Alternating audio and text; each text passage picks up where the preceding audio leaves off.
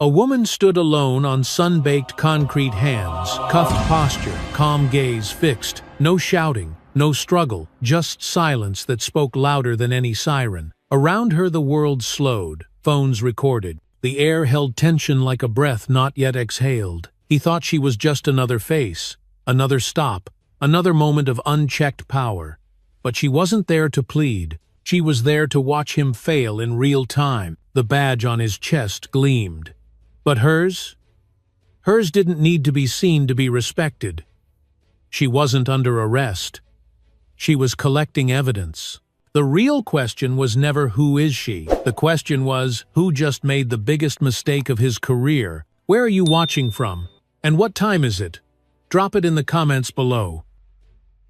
It was just past noon when Valerie Benton stepped out of the car, the late spring sun spilling light across the cracked asphalt of the strip mall parking lot.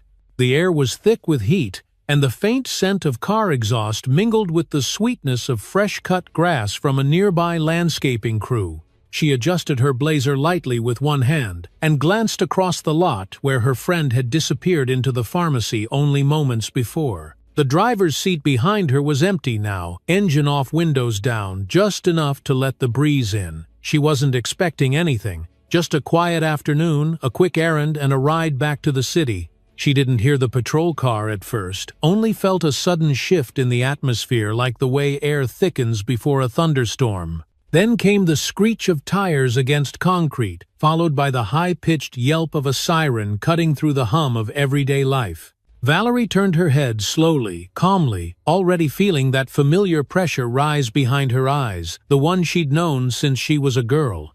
It wasn't fear, not exactly.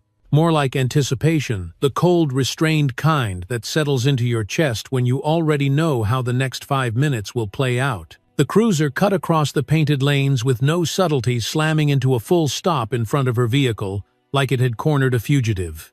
The driver's side door swung open with the force of someone making a statement, not a stop. Out stepped a white officer, square-jawed and sunburned, the kind of man who walked like every sidewalk was a stage and every civilian an audience. He looked at Valerie like she'd just committed a felony by existing. "License and registration," he snapped, already halfway to her window, his hand not quite on his holster, but close enough to say, "I don't trust you and I don't have to." Valerie didn't move. She kept her hands resting softly in her lap, fingers still wrapped around the leather strap of her handbag. Her voice, when it came, was calm, even but firm. "I'm not the driver. I'm just waiting here while my friend grabs a prescription inside." She thought that would be enough, a simple, truthful answer. But of course it never really is. The officer leaned forward, slightly squinting, as if trying to read something in her expression. "What's your name?" "Valerie Benton," she said quietly. He grunted. Mind stepping out of the vehicle for a moment, Valerie sighed gently just through her nose. Not in resistance, just the kind of sigh that comes from knowing the difference between protocol and prejudice. She unbuckled her seatbelt, moved carefully, deliberately, every motion designed to be unthreatening and obvious. She didn't want to give him a single excuse. As she stepped out, the warmth of the pavement seeped through the soles of her shoes and into her bones. Somewhere down the lot, a shopping cart rattled against a bumper. Somewhere closer, a car door slammed, then silence. "Nice car," the officer said, circling the sedan like a lion studying prey. "Doesn't really match the look, you know what I mean?" Valerie didn't answer. She just tilted her head slightly enough to acknowledge she'd heard him, not enough to dignify the insult. He stepped closer, his shadow falling across her chest. "You alone?" "Number, like I said, just waiting. You always sit in parked cars, dressed like you're going to court." That one made her blink. Not flinch, not shift, just blink. He wanted a reaction. She wasn't going to give it. "I'm dressed for the day," she replied. "Is there a law against that?" He smiled then. The kind of smile that doesn't reach the eyes. "You seem smart. But you'd be surprised how quickly smart turns into difficult." Valerie inhaled deeply, once the kind of breath that grounds you when a wave is coming. She had options, of course. She could call someone. She could speak up louder. She could demand a badge number, ask for a supervisor pull rank, but she didn't. Not yet. Because sometimes silence was louder than protest. Sometimes silence made men like this squirm harder than any lawsuit ever could. The officer stepped back slightly and motioned toward her purse. "Let's go. Show me your ID." Valerie reached inside, slowly unzipping the leather fold with fingers that didn't shake even though her pulse was tightening behind her ears like a drum. She paused just before handing it over. Then she looked up and asked very softly, "Are you sure you want to see this right here?" That stopped him. Just for a second. Just long enough for a flicker of confusion to pass through his gaze. "Yeah, I'm sure," he barked louder now, chest puffed. "You think I won't?" She said nothing. Just handed it to him, watching his face as he peeled back the flap and saw what was inside.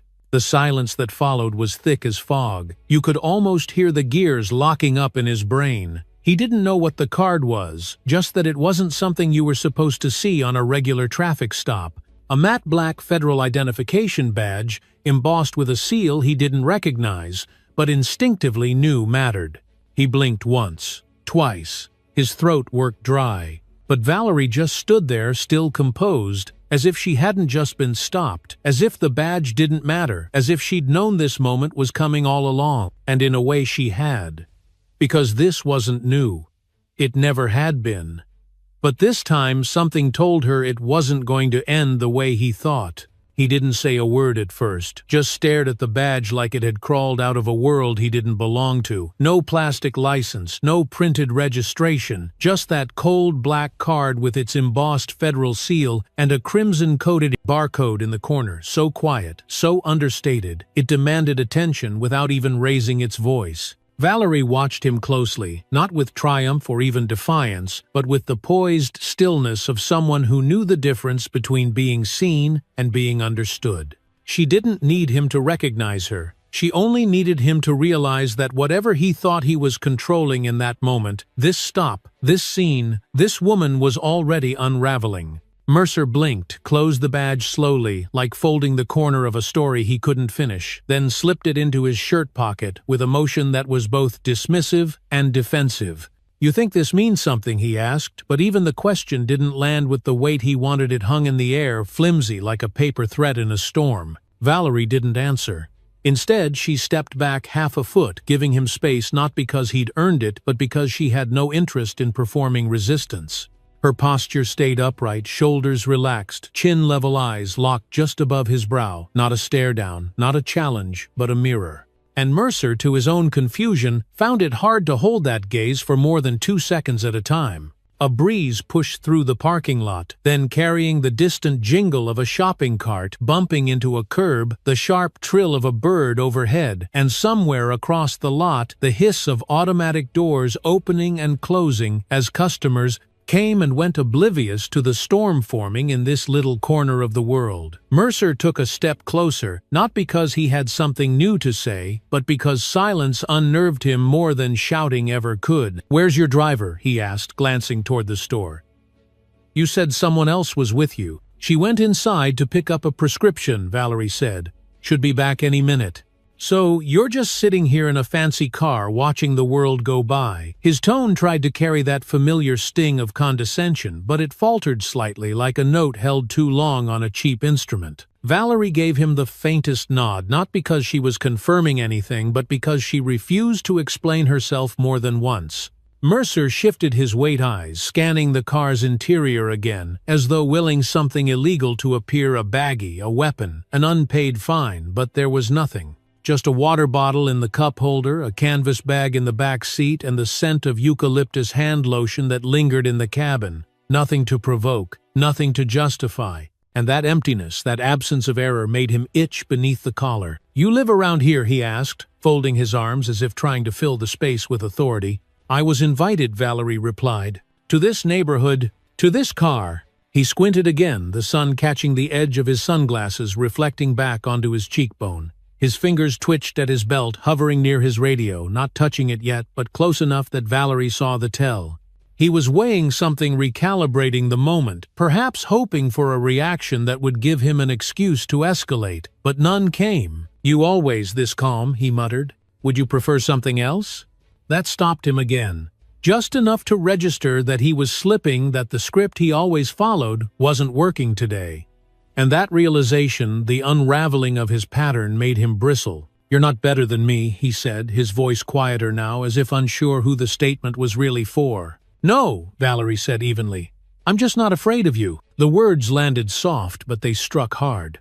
Mercer blinked lips, parting slightly as if to fire back, but nothing came. Not because he didn't want to, but because something in her tone, flat, clear, unshaken, told him the conversation had already moved past the edge of what he understood. A couple walking by on the sidewalk slowed just enough to glance over the man nudging his partner gently as they passed, whispering something neither Mercer nor Valerie caught. A teenage girl held her phone chest level, subtly filming, pretending to check a text, but her camera lens pointed directly at the scene, and still Valerie didn't move. She stood in the same place she'd been 10 minutes ago, only now her presence felt magnified like the still center of a widening spiral. Mercer stepped back and pulled out his phone, turning slightly away from her as he tapped the screen, probably checking her name, probably looking for a red flag, anything that would let him claim control again. But the flicker of tension in his brow gave it away. Whatever he was trying to pull up wasn't cooperating. A system error, an access denial, something he'd never seen before. Valerie tilted her head slightly, just enough for her braid to catch the wind and shift over her shoulder. Her voice was quiet but steady. "If you're not sure who I am," she said, "it's best not to guess." Mercer didn't reply. He just stood there, phone still in hand, fingers frozen mid-scroll. His reflection in the car window looked different now, not composed, not commanding, just unsure. And that, more than anything, was what shifted the mood. Not the badge, not the words, just the weight of one woman refusing to shrink. He didn't think. He reacted. And that, more than anything, revealed the kind of man, Officer Chad Mercer, truly was. Not a protector of peace, not a patient enforcer of protocol, but a man trained to mistake his own tension for threat, his own insecurity for justification. The sound of his boots against the pavement was sharp, angry, deliberate, each step toward Valerie meant to reclaim the control he felt, slipping with every breath she took without fear. She was still standing by the open passenger door, her body turned slightly toward the breeze, her hands calm and visible, not trembling, not hiding, not resisting. And maybe that stillness was what did it. Maybe the quiet she held like armor was what drove him over the edge. Without warning, without cause, Mercer reached out, grabbed her wrist with one gloved hand, and twisted her arm behind her back, his voice low and tight in her ear as he growled, "You want to test the law, lady? Let's test it."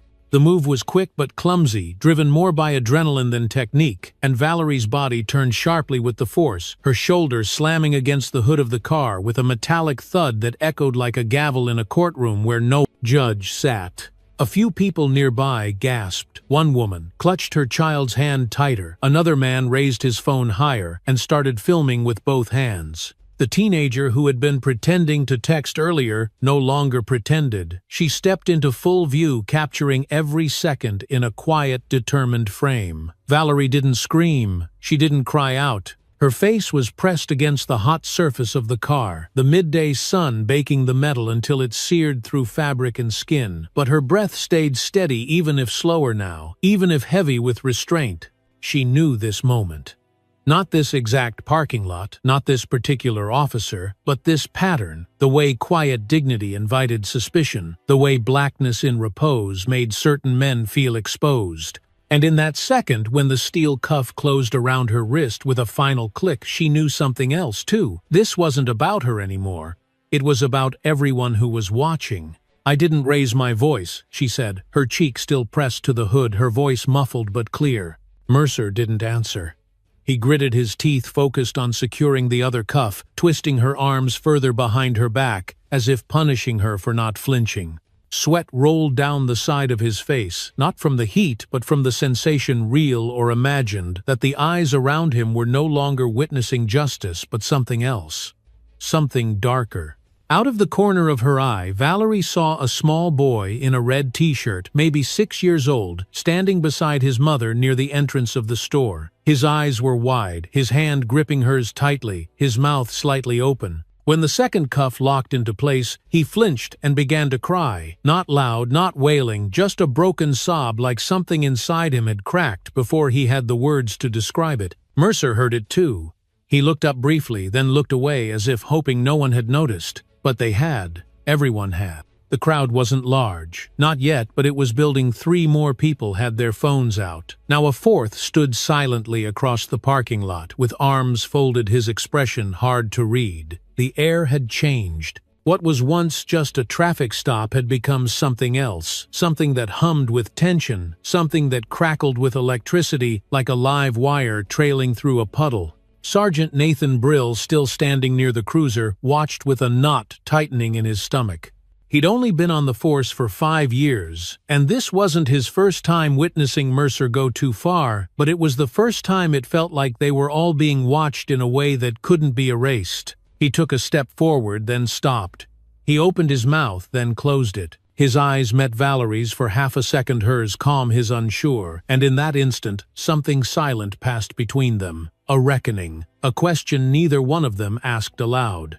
Mercer leaned in again, his voice barely a whisper, now raw and close. "Out here I am the law," he muttered, his breath hot with the scent of tobacco and ego. And though her body was still pinned, her hands bound, her voice emerged like cold steel cutting through fog. "No," she said quietly, "you're just an instrument. The law isn't in your hands. You're merely borrowing it." The words didn't rise. They didn't need to. But they reached everyone within earshot, like a quiet explosion, like a truth no one wanted to hear but couldn't turn away from. Mercer froze for half a breath, then grunted and tightened the cuffs reflexively as if to strangle the sentence itself. But it was too late.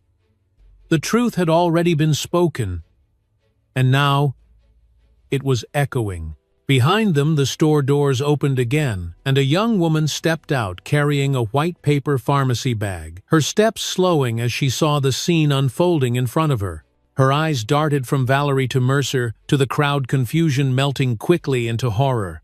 "Val, what the hell is going on?" Valerie turned her head just enough to see her friend.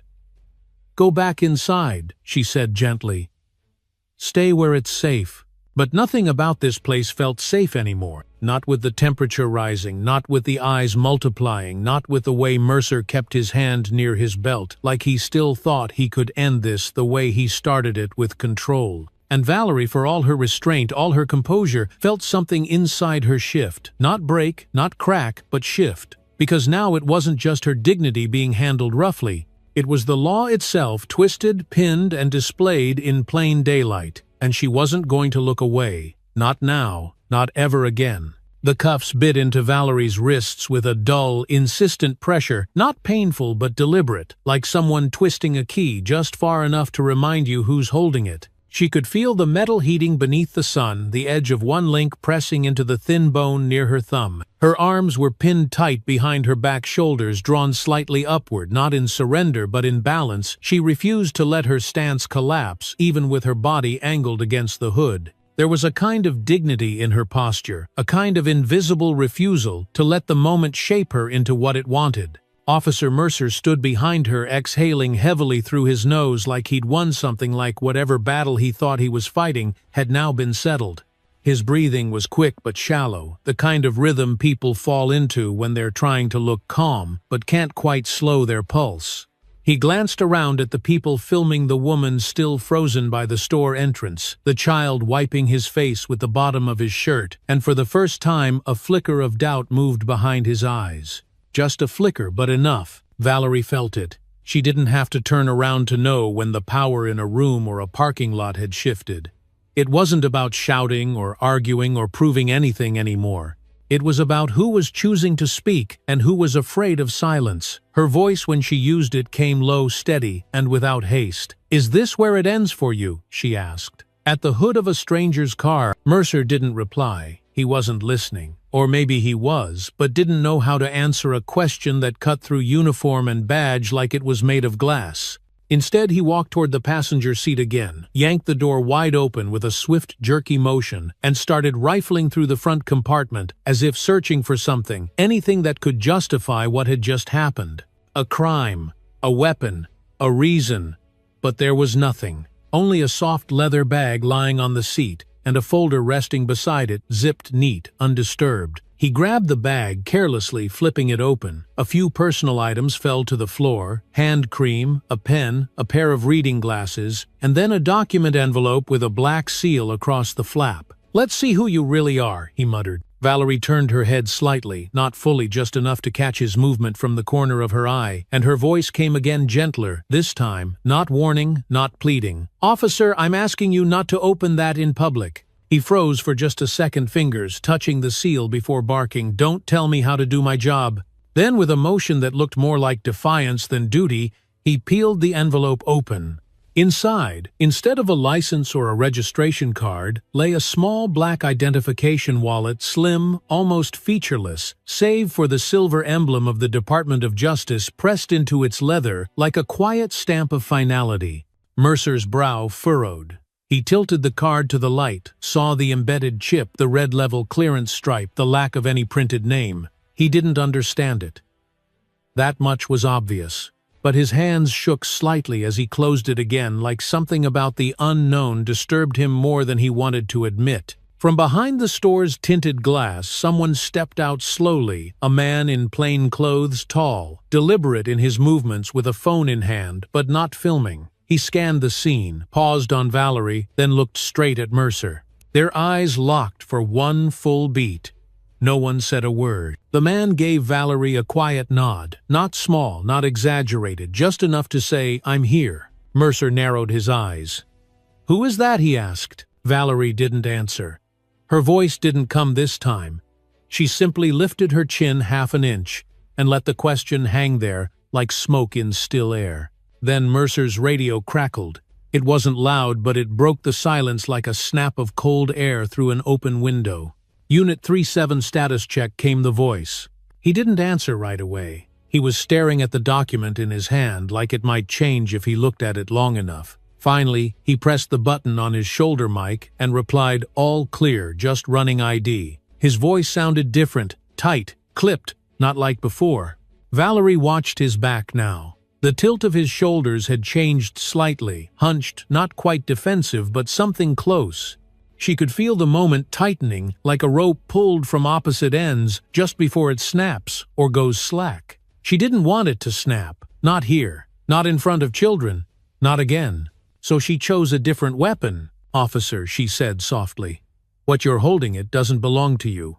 And I don't mean the ID." Mercer turned slowly, still holding the black wallet. His face was flushed, the kind of red that comes not from heat but from the realization that something important had slipped just out of reach. "Then what do you think it is?" he asked. Valerie didn't smile. Didn't blink. Her voice was so low now, only those standing closest could hear it. "It's the consequence you don't see coming." He stepped back as if to regain space and tucked the badge into his pocket like contraband, like something that might burn if left in the open too long. His hand lingered at the edge, unsure whether to give it back or bury it deeper. By now, more people were watching. Not just filming, but watching quietly, carefully, with eyes that were no longer curious but waiting. And Valerie, still in cuffs, still pressed gently to the hood of the car, knew exactly what was coming next. Not a rescue, not a riot, but recognition, and that she understood was the first real shift in power. The air in the parking lot had grown heavy, not with heat, but with the stillness of eyes that refused to blink.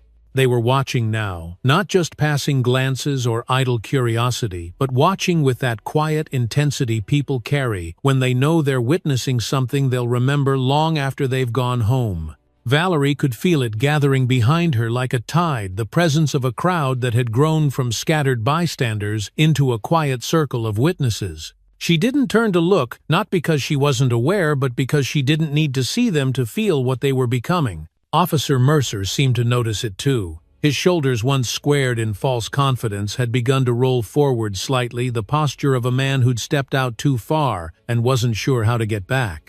He adjusted his grip on the black badge, still tucked awkwardly in his palm fingers, twitching around the edges like it might disappear if he didn't hold it tightly enough. The sweat on his brow wasn't from the sun anymore. It was from the pressure of being seen, not just by phones or lenses, but by faces that no longer looked away. Then, from near the store entrance, a woman's voice called out, not loud but clear, steady, the kind of voice that slices clean through tension because it's not asking for permission to be heard. "Hey, officer," she said, raising her phone without trembling. "You picked the wrong one today." Mercer turned, startled, his hand dropping slightly from his belt, as if realizing for the first time how small his authority looked when measured against the weight of quiet certainty. The woman stepped forward, gray hair tucked behind one ear, her face drawn but calm. "I've seen her on television," she said, not to Mercer but to the crowd. "You might want to think twice before you double down." Valerie tilted her head slightly enough to catch the woman's silhouette in her peripheral vision but didn't speak. She knew what was coming, not because it had been planned, but because truth always finds a way to surface, especially when the ground beneath it starts to crack. Mercer straightened as if stung and barked. "Back up, ma'am.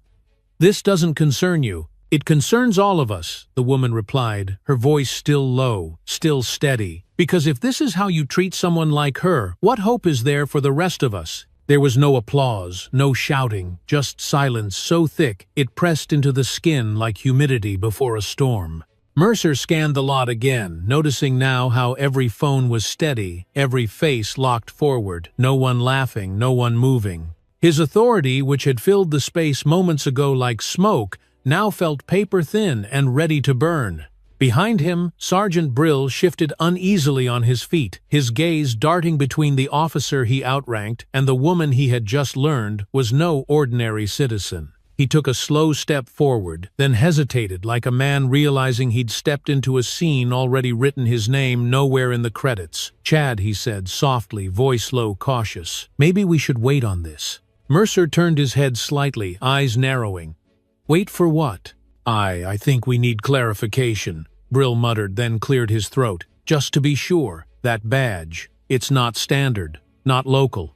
Mercer looked down again at the ID in his hand, then back up at Valerie, who remained composed, breathing evenly, her hands still cuffed behind her. She hadn't spoken in minutes, but somehow the room, the open air, the sidewalk, the strip mall, all seemed to bend toward her as if she were the center of some invisible gravity. Then, as if on cue, one of the phones in the crowd began broadcasting audio, not music, not commentary, but a clipped government voice from a live stream someone had pulled up. "Director Valerie Benton, DOJ Oversight Division, Clearance Level 9, Current Status Active Federal Protection, Public Disclosure Restricted." The silence that followed wasn't just surprise, it was recognition. The kind that drops into people's chests like a heavy stone settling into place before they even know what it means. Mercer stood frozen. The words didn't seem to make sense in his ears. His mind was still clinging to the image of a woman in a nice suit sitting alone in a passenger seat, someone easy to press, someone unlikely to push back. And now that illusion was cracking like ice beneath his boots. He looked at her again, really looked, and for the first time noticed the quiet power in her gaze, the deliberate stillness of someone who didn't need to scream to be heard. "You," he started, but his voice caught halfway. Valerie didn't speak. She just raised her eyes to meet his, and waited. That was enough. A murmur swept through the crowd, like wind through trees, soft, rustling, but undeniable. People were turning to each other, whispering, pointing not just at Mercer, but at what he represented. And Mercer knew in that split-second realization that hits just before a fall that there would be no rewind, no redo, no quiet apology behind closed doors. Sergeant Brill stepped back, pulled out his phone, and ran her name through the secondary clearance system. Less than a second later, the screen flashed red, access denied, clearance level restricted. He inhaled sharply, eyes wide, then lowered the device and turned to Mercer. "She's not someone we're supposed to detain." Mercer said nothing. The badge in his hand suddenly felt like a hot stone. The cuffs on her wrists felt like a noose tightening, except it wasn't around her. Not anymore. And all around them, people kept watching, not waiting for a punchline, not hoping for drama, but because something had changed. Not just in this parking lot, not just in this town, but in the fabric of what they thought power looked like. And right now, it looked like a handcuffed woman refusing to bow her head, and an officer trying to figure out how to step back without losing everything. The moment the red clearance warning flashed on Sergeant Brill's device, something subtle but irreversible shifted in the atmosphere. It wasn't loud. There was no siren, no barked command, no cracking glass, or raised voices. But the weight of it could be felt like a low vibration underfoot, the kind you don't notice until your teeth start to clench. Valerie didn't move. She didn't need to. The confirmation had already wrapped itself around every witness, tightening the ring of tension, until even the sunlight seemed to dim just slightly. Mercer stared at Brill, waiting for a cue, a lifeline, anything that could explain away what was rapidly forming around them, a narrative he couldn't control and no longer understood. Across the parking lot, the black SUV Valerie had arrived in sat quiet and unassuming, its engine off, windows reflecting the sky. But inside that vehicle, a system had already awakened, silent, automated, precise. A thin red line began sliding across a recessed screen embedded in the dash, like a heartbeat line running flat and steady. It was the kind of technology not found in ordinary cars, not even high-end civilian models. This belonged to a tier of access built for moments exactly like this, when authority needed no announcement because its existence alone was a statement. A quiet hum activated beneath the SUV's frame, and a sensor embedded in the body began capturing high-resolution environmental data, audio, visual temperature, body position, biometric stress markers, transmitting it in real time to a secure DOJ command node far outside the state's jurisdiction. None of this was visible from the outside. But Valerie knew it had begun. She felt it like muscle memory, a protocol etched into her bones after years of high-level briefings and black bag briefings no public calendar had ever recorded. Mercer still hadn't spoken. His fingers twitched once, still resting near the radio clipped to his shoulder, but his hand never lifted. He was a man suspended not in thought, but in that fragile space between ignorance and realization, where denial wants to survive, but truth has already taken root. His jaw tensed, and he finally whispered, "Who the hell are you?" Valerie didn't answer. She just exhaled slowly through her nose and tilted her head toward the horizon like she was listening for something he couldn't hear. And in a way she was. Because somewhere out of view, a jet-black vehicle was rolling toward them, low to the ground, no lights flashing, no sirens, but with the kind of presence that turns heads without asking. It moved slowly, deliberately hugging the edges of the lot as if it didn't need to prove it belonged there. It simply was. Mercer noticed it a few seconds too late. His eyes locked on the vehicle, then flicked back toward Valerie, then toward the growing crowd, as if mentally calculating whether this was a good time to retreat, to reassert control, or to pretend the last 15 minutes hadn't happened. But none of those options felt safe anymore. Behind him, Brill cleared his throat. "Chad," he said under his breath, "I think we should step back now." Mercer shook his head once, almost reflexively. "We've come this far." "No," Brill said a little firmer. "You have. I haven't moved a damn inch." Valerie's eyes drifted toward the side of the SUV as the incoming vehicle slowed and came to a gentle stop just 2 rows away. It wasn't close, not yet, but close enough for the message to be clear. The moment had arrived, not a rescue, not a standoff, but a reckoning. One that wouldn't need raised voices because its language had already been spoken in silence protocol, and the very structure of the systems Mercer had once believed were his to command. From somewhere just behind the crowd, a child's voice spoke up, soft but audible. "Why is she still handcuffed?" No one answered, because now the question wasn't just rhetorical, it was evidence. Mercer took a half-step back from the car, letting his hands drop to his sides, and for a brief instant he looked not like an officer of the law, but a man wondering if the walls around him were beginning to close. "You think you're going to make me look bad," he snapped the volume, rising, not out of confidence, but desperation. Valerie slowly turned her head, her cheek still red from the earlier pressure of the hood, her voice even and low. "I don't need to make you look like anything," she said. "You've done that all on your own." The crowd reacted not with gasps, not with applause, but with stillness, the kind of stillness that bears witness, that becomes record. Phones remained up, recording every movement. Eyes remained locked. And Mercer, for the first time, visibly recoiled, not from force, not from fear, but from understanding. Then the radio on Brill's belt crackled. Not a normal dispatch call, but a clipped command, from higher up, sharp and clinical. "All units in vicinity of Incident 01 initiate stand-down protocol. Immediate." Brill froze. Mercer turned his brow, wrinkling. What the hell is Incident 01? Valerie closed her eyes for a beat and whispered, "It's the system pulling your badge before you even know it's gone." The voice on the radio repeated the command. FQ01 active. All hands off. No further contact. DOJ oversight now in play. Mercer reached for his mic. "What does that mean? Who authorized that code?" The reply came back within seconds, cold and undeniable. "You don't have the clearance to ask."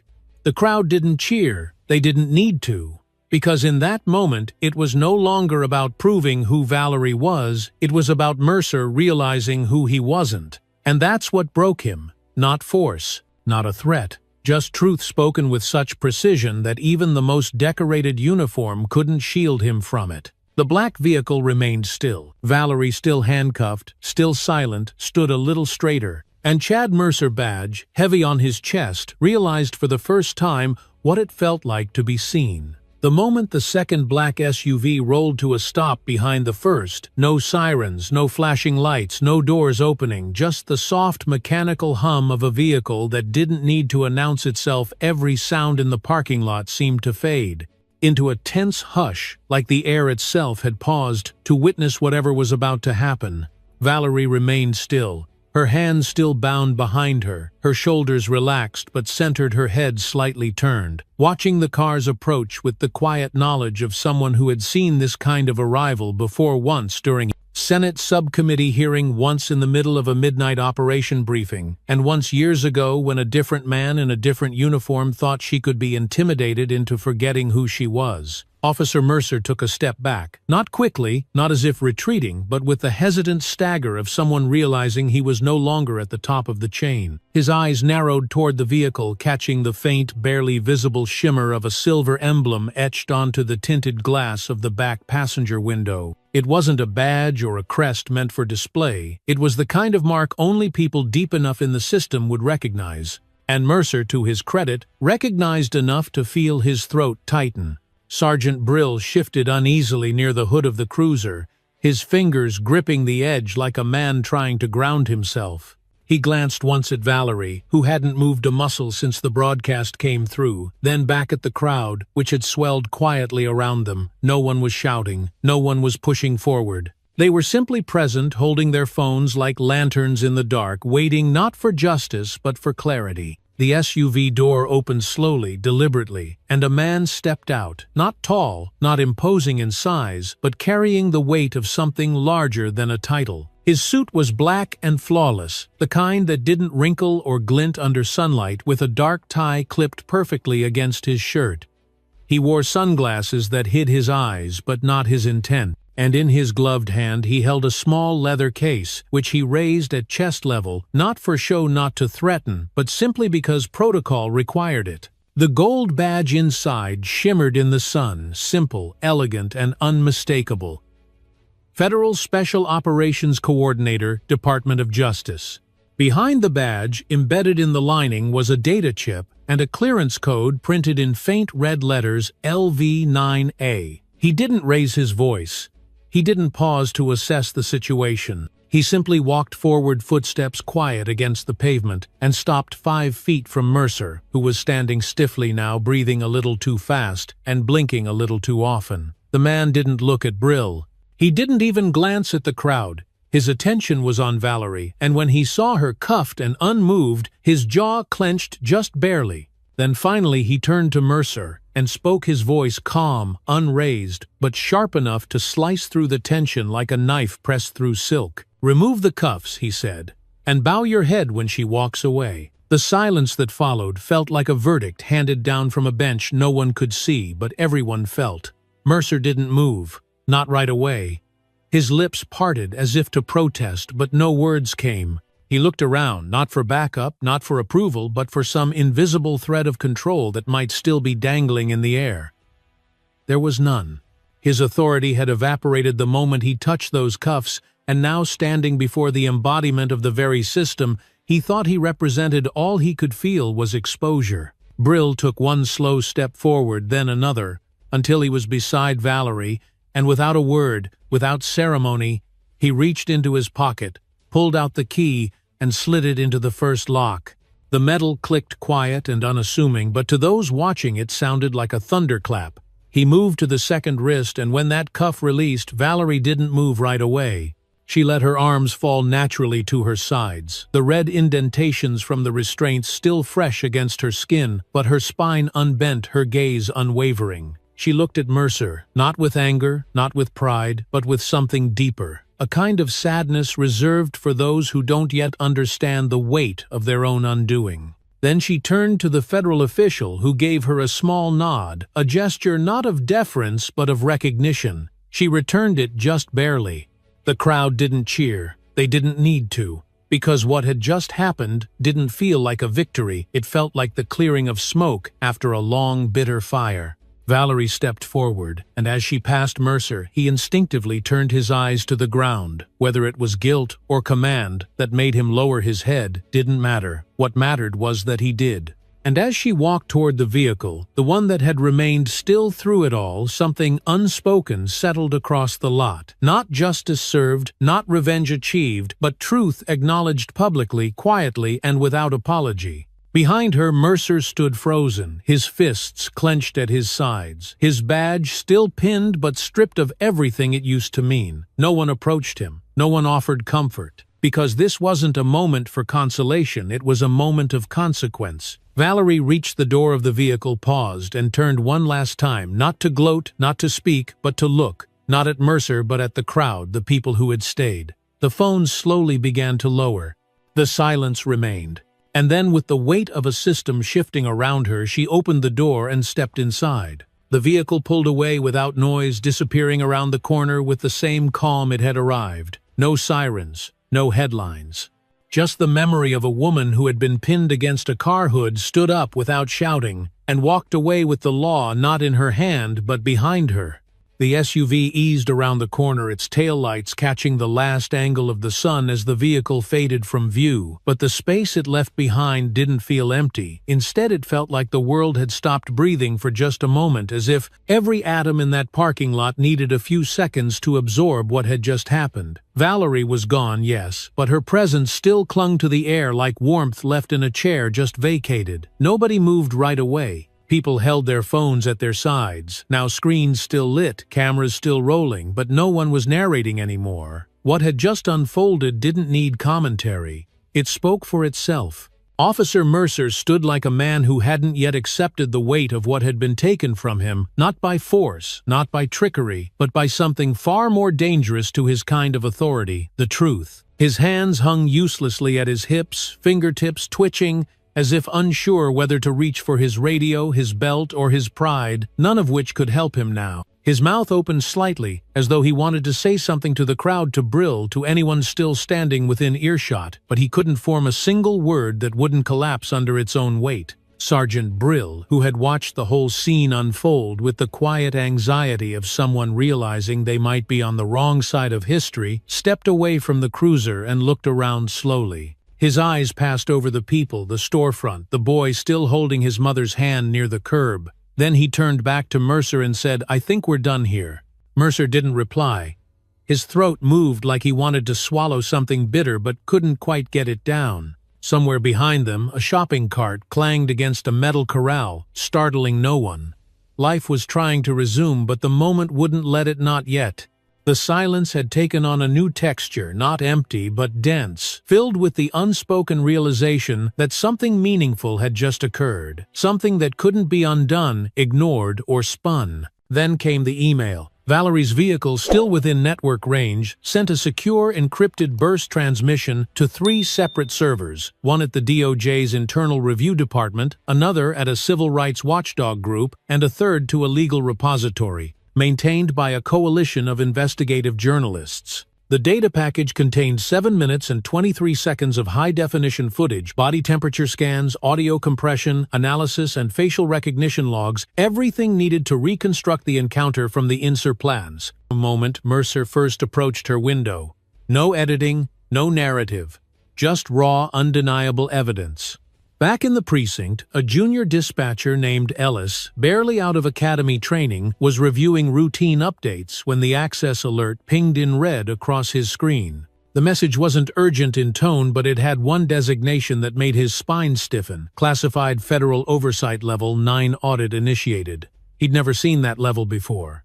He didn't even know they went that high. "What the hell is this?" he whispered to himself, clicking once then twice. The screen locked immediately and displayed one word: "Stand by." In the field, Brill's radio crackled again, but this time it wasn't local dispatch on the other end.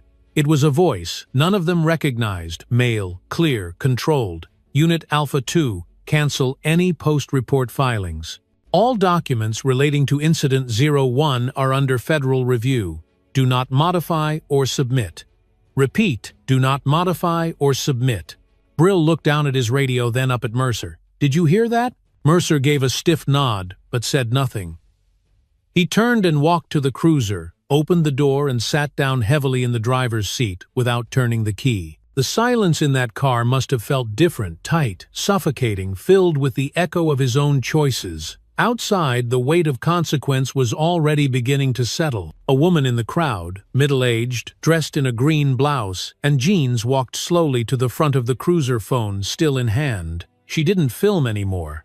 She just stood there watching Mercer through the windshield, then said barely loud enough for him to hear, "You'll remember this day long after we do." And she was right, because this wasn't just about an officer overstepping.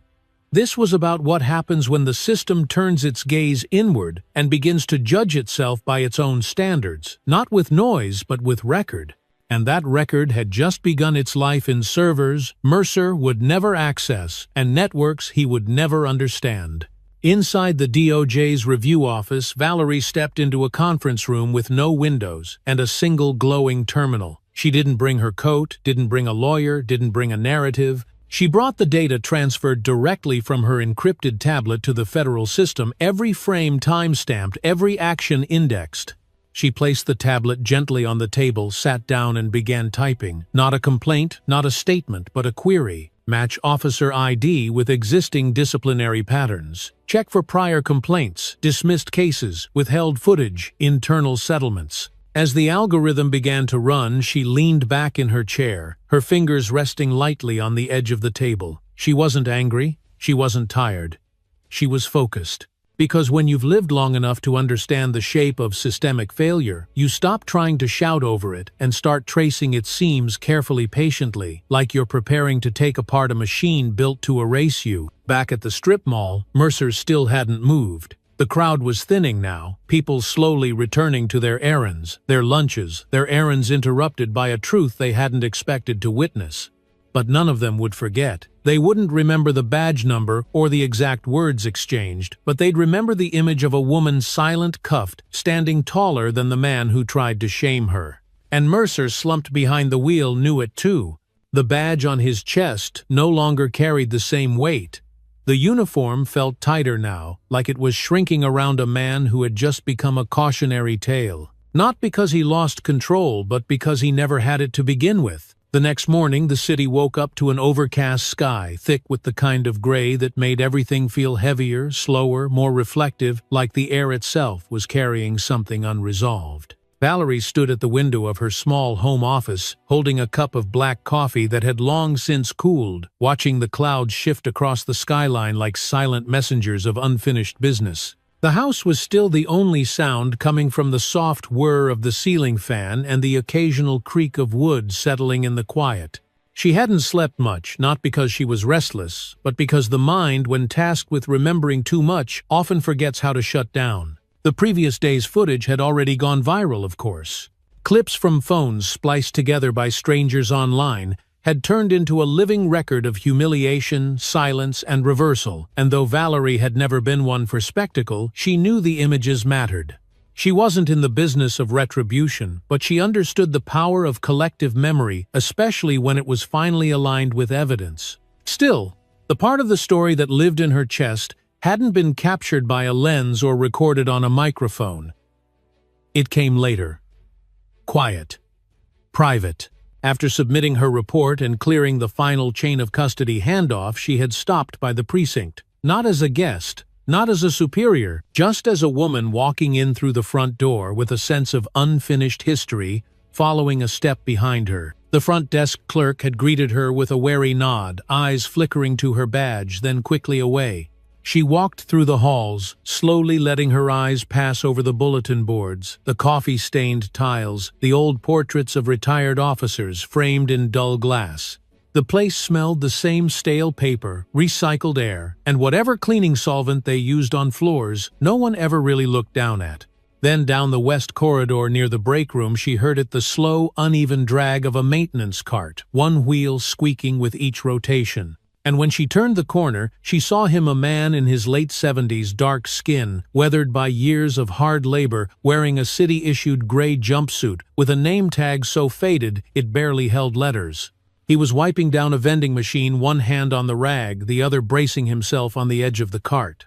He didn't look up right away, but when he did, his expression shifted almost imperceptibly. Not surprise, not awe, but recognition wrapped in something softer, something older. "I remember you," he said, his voice gravelly but steady. Valerie stepped closer, her tone low, careful. "From when?" He leaned against the machine, wiped his hands on the towel and shrugged. "Long time ago. You came in with a folder thicker than a city budget, took down a judge no one thought could fall." She blinked, letting the memory come slowly like sunlight through a dirty window. "Judge Mercer." He nodded. "His son used to hang around here all puffed up. Thought being close to power made him important." Valerie felt the words settle in her bones like a stone in water. "That son was the one who cuffed me yesterday." The man sighed, not with shock, but with the tired breath of someone who's seen too many cycles, too many names, too many uniforms passed from father to son like old watches or family secrets. "Figures," he said. "Some folks don't fall far, they just grow quieter till the moment comes." She didn't respond right away, just watched as he folded the towel, placed it neatly on the cart, and picked up his clipboard. "Back then," he said, looking at her once more, "you walked into that courtroom like you didn't care who watched. But I saw it. You were scared. You just didn't let it show." Valerie smiled, not broadly, but enough. "It wasn't courage," she said. "It was math. I knew the truth and I had the receipts." He chuckled once, a dry, short sound. "You still do." She turned to go, pausing at the end of the hallway, where a large bulletin board displayed commendations and photographs from years past. One picture in particular caught her eye, a black-and-white image of a courtroom protest dated nearly 40 years ago. In the corner stood a much younger version of the janitor holding a small sign that read, "Silence protects no one." She glanced back at him, raising an eyebrow. "That you?" He nodded without looking up. "That was my noise before I learned to be quiet." Valerie didn't say anything after that. She just walked out slowly, the heels of her shoes tapping gently against the linoleum floor, each step echoing in a building that had housed generations of silence, of unspoken alliances, of reports filed and forgotten. But today, the silence felt different. Not erased, just unmasked. And outside, beneath the dull morning sky, as the wind began to pick up and lift yesterday's dust into the corners of the street, Valerie understood something she had known all along, but had never quite said aloud. The system didn't erase itself. People did. Quietly. Patiently. One file, one folder, one failure at a time. But so did the ones who remembered, and she was one of them. The office where Valerie reviewed misconduct reports was nothing like the sleek federal buildings, often shown in movies or press photos. It was plain, windowless, lined with old file cabinets and overhead lights that buzzed faintly like bees, trapped in plastic. The walls were off-white, almost beige, not by design but by years of slow discoloration, and the air smelled faintly of toner, recycled carpet, and the kind of weariness that clings to paper, no matter how many times it's filed away. She preferred it that way, simple, unremarkable, a place where nothing distracted from the work itself, which had never been about spectacle or headlines. It was about process, pattern, and proof. She sat at a long table with no nameplate, her fingers resting against the surface of a sealed evidence box marked DPD, Internal Level 4 Hold, freshly delivered from a secure transfer unit earlier that morning. Across from her sat a junior analyst named Grace, fresh out of graduate school, her eyes wide with curiosity but her voice quiet with deference. Valerie didn't rush. She let the room settle before speaking. as if allowing the truth to find its own breath first. "Open it," she said calmly. Grace unsealed the box, peeled back the security tape, and revealed a stack of manila folders thin at first glance, but thick with meaning. Valerie pulled the first one forward, flipping it open with care, not reverence. Inside were 3 incident reports, each filed by Officer Chad Mercer over the last 18 months, all involving traffic stops in low-income neighborhoods, all involving black women between the ages of 25 and 60, and all ending with language that felt far too familiar. Subject became uncooperative officer, feared for safety arrest made for noncompliance. She flipped to the body cam logs, short, choppy, conveniently incomplete. Each video ended abruptly, often before the confrontation began, with timestamps that suggested deletion or selective redaction. She didn't need to ask for confirmation. She'd seen enough redacted footage in her career to know the difference between technical error and intentional omission. Her pen moved swiftly across the margins of the documents, marking inconsistencies in red ink, noting probable violations, and circling repeat language that had been copy-pasted from one report to another like a recycled script. "Patterns clear," Valerie said after a long silence, sliding one folder toward Grace. "Same phrasing. Same escalation. Same demographic." Grace leaned in slightly. "It reads like a template." Valerie nodded. "Because it is." The next folder was heavier. Inside were internal complaints from other officers, anonymous tips, informal memos, disciplinary whispers that never made it to full review. Mercer's name appeared in side notes in bullet points, always accompanied by phrases like "low tolerance for perceived disrespect, inflexible in the field, resistant to feedback." One sergeant had written, "I've spoken to Officer Mercer about tone and escalation, repeatedly, no improvement observed." Valerie underlined the sentence, then sat back in her chair. For a moment she just stared at the ceiling, letting the fluorescent light wash across her eyes. This wasn't just about a rogue officer or one incident gone wrong. This was about what happened when misconduct wasn't corrected. It compounded. It metastasized. And eventually it became culture, passed down like a sickness from one department to another, cloaked in silence and shielded by paperwork.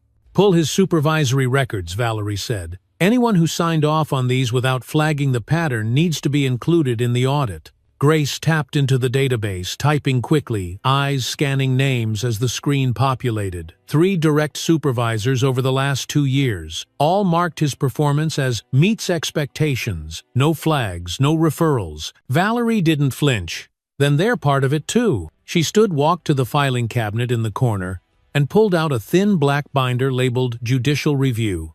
Mercer Sr. Inside were court documents from nearly 20 years earlier, ethics violations, racial bias allegations, procedural manipulation. The former judge, Chad Mercer's father, had been quietly removed from the bench after a closed-door inquiry. No public statements, no press conference. Just a silent departure and a generous pension. The boy who had once sat outside his father's courtroom now wore a badge, and the script had barely changed. Valerie returned to her seat, opened her notebook, and began writing her findings. She didn't dramatize it, didn't try to make it poetic. She just wrote what the records showed: a failure of oversight, a tolerance for patterns, a culture that had protected the wrong kind of consistency. She wrote clearly, directly, as if someone would one day read it who had no time for moral speeches, only for evidence that couldn't be ignored. Outside the office, the hum of traffic echoed faintly through the hallway vents. A janitor's cart squeaked past the door, its rhythm steady and unfazed. The world was still moving, still rotating on its axis, but here in this room the record was being rewritten quietly, methodically, with the same kind of precision that had once been used to hide the truth. Now it was being used to reveal it. And Valerie, who had spent decades inside systems designed to resist correction, knew that real accountability didn't start with outrage, it started with record-keeping. With someone willing to trace every repeated mistake back to the people who allowed it to continue. With someone who didn't look away when the paperwork got dense or the patterns too familiar. She didn't raise her voice. She didn't have to. The ink did the shouting for her. The hearing took place in a room with no gallery, no cameras, and no dramatic declarations. Just four walls, a long wooden table, and the soft shuffle of papers being sorted by people who had read too many case files to be shocked anymore. The carpet was worn, the lights too bright, and the coffee sat untouched in cheap paper cups, along the back wall, cooling quietly, like time itself had no interest in being rushed.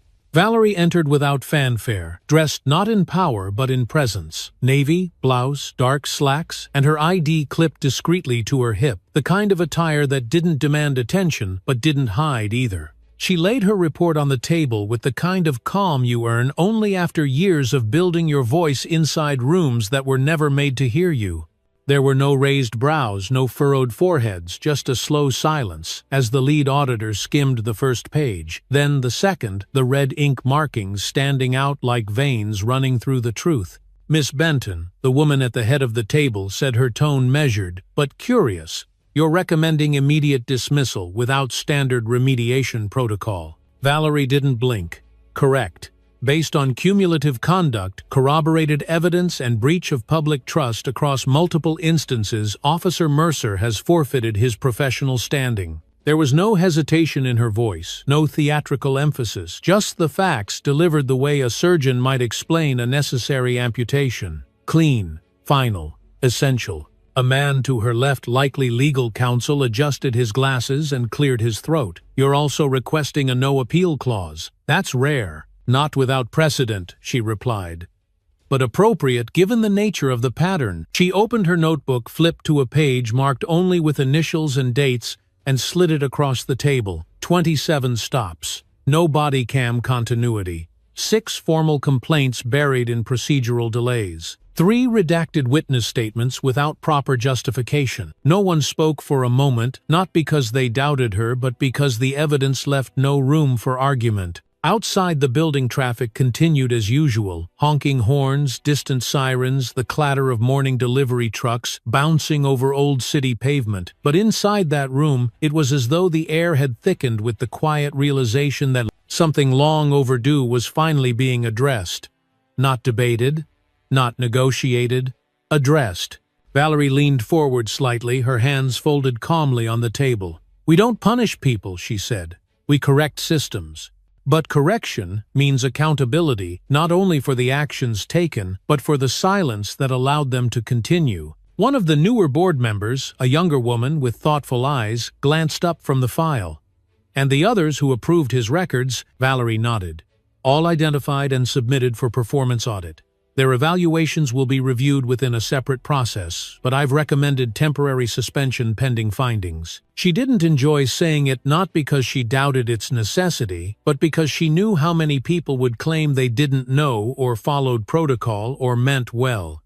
But intention was not a shield, not in public service, and not when the consequences landed squarely on the backs of those least protected by the institutions sworn to defend them. By the end of the hour, the hearing was concluded. The lead auditor signed the action summary without hesitation, her pen gliding across the page with the kind of finality that made Valerie's chest tighten, not with anxiety, but with the deep, quiet ache that often follows justice. Not triumph, not vindication, just the slow, steady exhale of something finally moving in the right direction. As she gathered her materials, someone asked from across the room, "Do you think this will change anything?" Valerie paused, one hand on the folder, the other smoothing down the spine of her notebook. "Change is slow," she said, "but clarity helps it find its pace." Outside, the sky had shifted slightly, the cloud cover giving way to thin strips of sunlight that painted the sidewalks in pale gold. She stepped out of the building and into the midday air where the world had not changed but now carried the faint echo of something being rebuilt, quietly, patiently, from the inside out. At the precinct, Mercer's locker had already been emptied by protocol staff, his nameplate removed, his badge catalogued, and his service weapon disassembled and stored pending formal transfer. No one clapped, no one cursed. It ended with the kind of silence reserved for doors that shut slowly, not slam. By afternoon, a single memo was distributed department-wide, marked Mandatory Internal Audit Notification. It read, "Effective immediately, all VIP civilian encounters shall trigger formal review regardless of outcome." Supervisory personnel will be held directly accountable for documentation, integrity, and procedural transparency. There was no mention of Valerie, no spotlight, no headlines. But those who had been watching, those who held up phones, those who whispered "that's her" in parking lots and precinct halls, knew exactly who had written it. And those who hadn't seen it coming, they had just learned what it meant to meet the system, not at its worst, but at its best.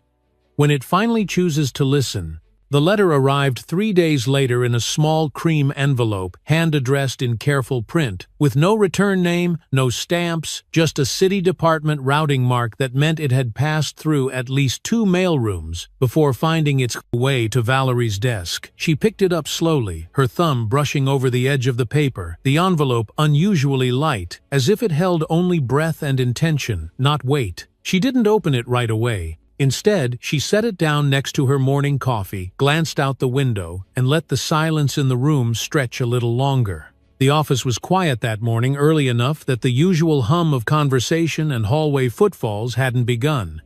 Outside, a delivery truck idled at the curb, its back gate rattling as crates were lowered onto the sidewalk. Somewhere nearby, a pigeon cooed softly from a windowsill, and the sunlight spilled across her papers at just the right angle to make the ink on yesterday's notes glow faintly. It was one of those rare moments when the world didn't press in so hard, and in that stillness, the envelope began to feel less like an interruption and more like an offering. She opened it slowly, carefully, peeling back the flap and pulling out a single sheet of white paper. No letterhead, no signature, just a few lines written in the same rounded handwriting. You didn't scream, you didn't fight, you just stood there, and they all backed down. That's how I learned what power is. It wasn't signed. It didn't need to be. The phrasing, the angle of the letters, the faint smudge of graphite at the bottom edge, they told her everything she needed to know. It was from the child, the little boy at the parking lot. The one who'd cried not because someone got hurt, but because he'd witnessed fear for the first time and didn't have the words to hold it yet. She let the note rest between her fingers for a moment longer, then folded it gently and slid it into the top drawer of her desk, just beneath a clipped stack of audit reports and a worn, leather-bound notebook. She didn't cry. She didn't smile. She just closed the drawer and sat quietly, letting the meaning of the words settle like dust in sunlight. Because that was the part of this job. No one ever put in the manuals what it meant to carry the invisible ripple of what your silence, your posture, your restraint could do for someone else who didn't yet know how to stand still in the face of a storm. Later that afternoon, as she left the building through the back entrance where fewer people lingered, she passed a security guard who gave her a small, almost imperceptible nod. Nothing performative, nothing staged, just a flicker of recognition between professionals who'd both seen too much and still showed up anyway. Valerie nodded back, one hand resting lightly on the strap of her bag, her heels clicking against the pavement in a rhythm that felt steady, deliberate, and unshaken. The wind had picked up a little tugging at the edge of her blazer and stirring the leaves along the sidewalk, and for a moment she paused at the corner where the city buses pulled in and out, watching people bored with headphones in eyes. Down lives moving forward. Nothing about the world looked different on the surface. No flags raised, no murals painted, no headlines posted on lamp poles. But something had shifted, and she could feel it. Not in grand gestures, but in the small calibrations people were making in real time, choosing to speak up sooner, to film quicker, to ask harder questions when something didn't sit right. That was the part most people missed. Change rarely came with a bang. More often it arrived like a whisper in the back of a quiet room, growing louder, only when enough people stopped pretending they didn't hear it. Valerie walked slowly toward her car, her steps unhurried, her mind drifting between the past and the now, not wondering what came next, but simply holding space for what had already been made possible. The letter wasn't proof of victory. It wasn't a trophy or a headline or a career milestone. It was a compass, quiet, steady, pointing towards something better, reminding her that the work didn't end with dismissal or memos or protocol shifts. The work was what happened when someone like that boy remembered a moment differently because of her, because she hadn't flinched, because she hadn't fed the fear, because she'd stood with her back straight and her mouth closed and still made herself heard. And that kind of change, it didn't always leave a trail you could see. But it did leave one you could follow if you were willing to listen close enough. So she would keep listening.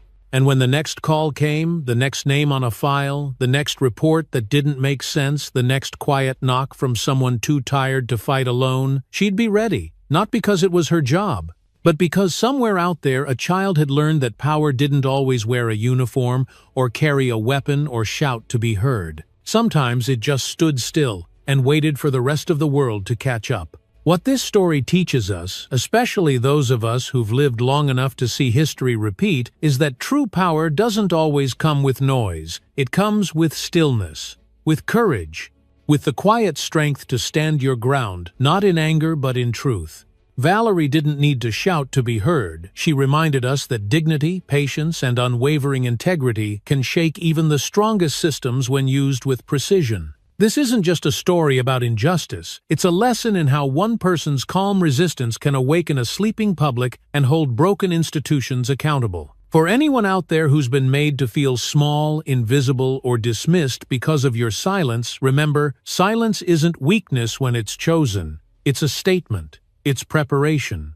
It's power, waiting for the right moment to speak. And for our older viewers, you know better than anyone how long this fight has been going. But you also know the value of legacy of leaving behind a world just a little more brave than the one you were handed.